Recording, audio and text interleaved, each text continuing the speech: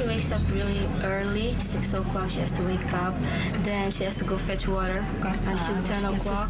And then at 11 she has to So from 6 to 10 o'clock she's getting water? So around 11 she starts getting ready to go to school. How much water each trip? You have the bucket?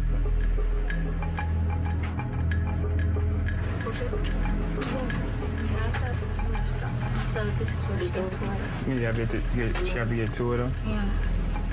She goes once, comes back, fills a drum, and again. In an ideal world, we need at least 20 liters of water per person every day, just for drinking and basic hygiene. A jerry can like that holds a total of 20 liters. Right. She has about 5 or 6 family members staying in this shanty. She can make about 2 trips a day. So you can imagine how little they have. So many people are going through the same thing that is normal. These living conditions shouldn't be normal for anyone. Can you take me to get the water? I asked Bella to take me down to where she gets water from, just to see the things that she goes to on a daily basis. I couldn't believe what people had to go through just to get water.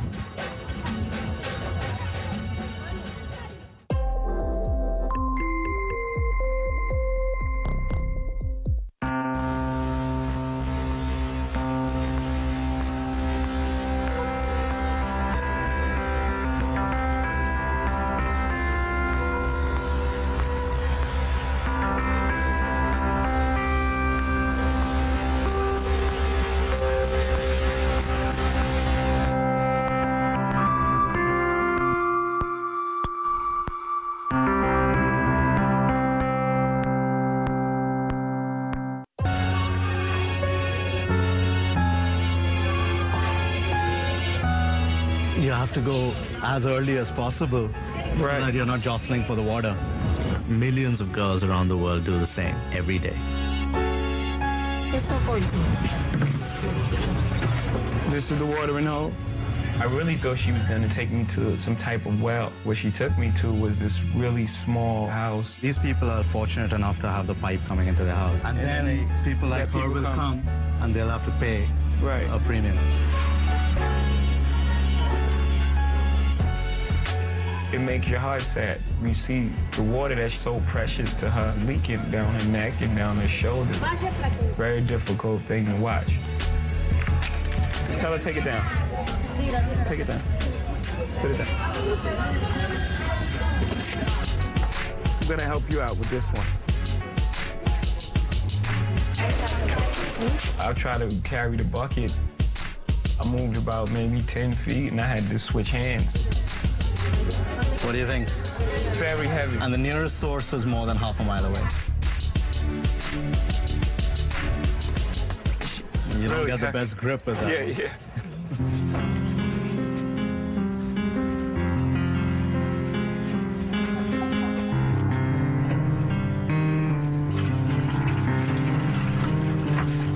These are chlorine tablets. She has these pills that she has to drop into the water so the water is clean. 2006. Can't believe that it's still happening. It's water.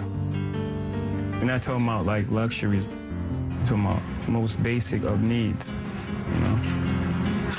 That's just the start of her day. Is this a school uniform? Yeah, school uniform. Around 12, she makes a trek over to school. Jay, the street we're gonna come on, this is the street that she walks every day. Open sewer. Smell. What the camera is not gonna capture is the smell. You can't even take a deep breath. Where's this coming from? There's a municipal pipe that's broken here, and then people are throwing their garbage here.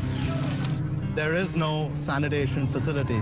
And in this stagnant water, you're gonna have breeding mosquitoes, you're gonna have other kinds of worms. They're selling vegetables and things right out here, right like that. You know flies have to fly from that water, land on the fruit, land on the vegetables, go back in that water, land in that again. It's grotesque, it's horrific. There'll be dogs and chickens drinking, feeding off the same thing. The kids are playing right here. Their ball is falling in the feces and they're picking it up, wiping it off, and they're right back to playing again. Imagine the type of germs that's being passed around. These are deadly germs. We can't see them, but they kill children. You know, the time it takes for us to walk to our school, 3 kids would have already died of diarrhea.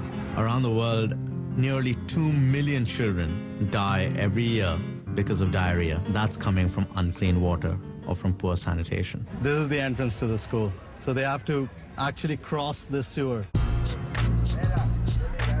Where's your classroom? Hello? Bon dia.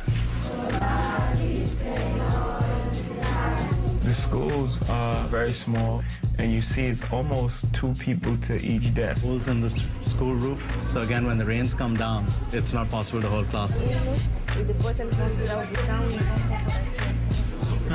Right there, yeah. Everywhere there's these camera phones. Somehow people found a way to get cell phones in these neighborhoods. It's funny, the priorities that's being made. I will show now the bathroom. Okay. Bye-bye. That's the toilet. Yeah. There's no running water on the grounds. So what they had to do was collect water from the far end of the school where we entered. They would have to collect it in a bucket and bring it if they had to go to the bathroom.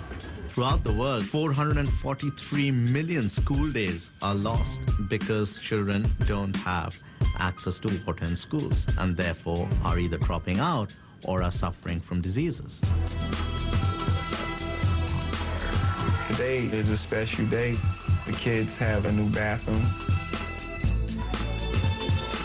The school was lucky enough to get a grant from UNICEF, which enabled them to install this bathroom with running water. Having a functioning toilet in that school is going to make a world of difference. Attendance rise in school. There's less germs being passed. Females are able to, when they reach puberty, take care of themselves the proper way. It's just shocking how something so small can go a long way. It's a simple intervention, not very expensive, but something that has the potential to improve the lives for hundreds of kids just in one single school. Imagine if we do that throughout the world. See you later. It was wonderful meeting you. I admire your courage.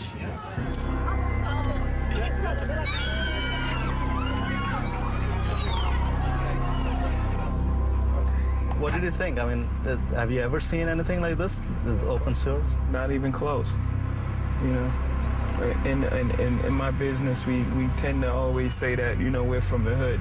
Yeah. We're from the hood. I'm from the bottom. This is a hard knock life. Oh, yeah, this is really the bottom. We're not from the hood, by no means, not even close.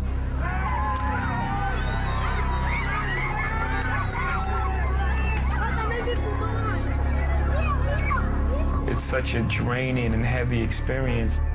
You go through all type of emotion. You just want to take everybody, put them in your car, bring them home with you. You know you can't do that. Okay, let's get ready for our activity. Once your teacher gives the okay, move into a group of 3 or 4 people and become an African family in Kibera. Here's Juhi to explain the activity to you. You'll need paper and pencil, and you'll need to be very thoughtful. As we saw in the clip, a typical family member goes to get 10 liters of water for their family. This is the amount you'll have to work with for your family. You'll need to write down where each amount is going. You'll have to ration your water and make it last the entire day. How will you do this? At your teacher's okay, you have 10 minutes to discuss with your group and write down how you'll use the water. Then, once you're done, you'll select a spokesperson from your group to report to the rest of the class how you've decided to use the water. Each spokesperson should take about a minute or 2 to explain to the class why their family decided to ration the water in this particular way. What's most important? So, your group is a family in Kibera and you have to manage your daily consumption of water. You'll have 10 liters to work with. How will you ration your water? What's most important to you? Why? Good luck. Remember, try to decide what's most important. You don't want to run out of water or waste any water since you only have 10 liters. Please pause the presentation.